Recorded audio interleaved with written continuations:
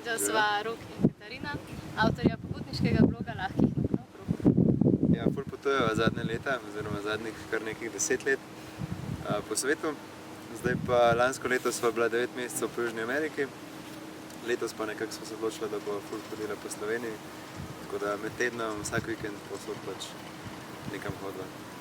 Ja, ful nas je navdušila Slovenija, raznolikost, ful zanimivih stvari imamo tukaj, recimo na Koroškem je v pobočju Pece obris kralja Matjaža.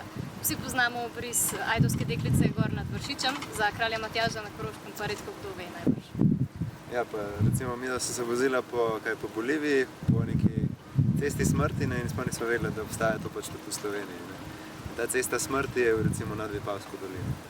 Ja, ali pa ful nama so zanimivi razni bunkerji, ki jih imamo v Sloveniji. V blizu Kočevja sva si pogledala bunker Škril, ki ima, rekla, to je bil včasih največja jugoslovanska skrivnost na področju Slovenije.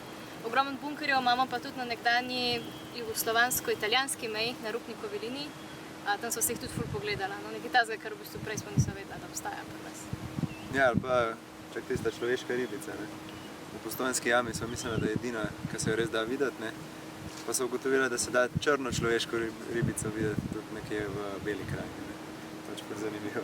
Ja, ali pa ne vem, a ste vedeli, da imamo v Sloveniji najvišji dimnik v Evropi? Trboveljski dimnik je pač 360 metrov visok in je najvišji v Evropi, oziroma tudi najvišja zgradba v Sloveniji.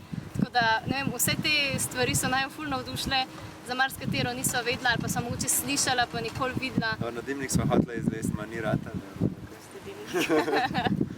V glavnem, res naju je navdušili razni izleti.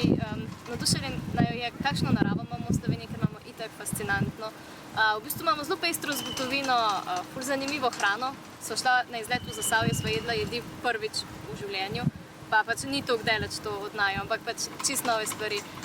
Res je veliko tukaj za videti in za doživeti, tako da vabva še vse ostale take svetovne popotnike, kakor sva bila midva, da mogoče letos si pa res vzamemo čas pa raziščemo Slovenijo, da vidimo, v koliko lepi državi živimo.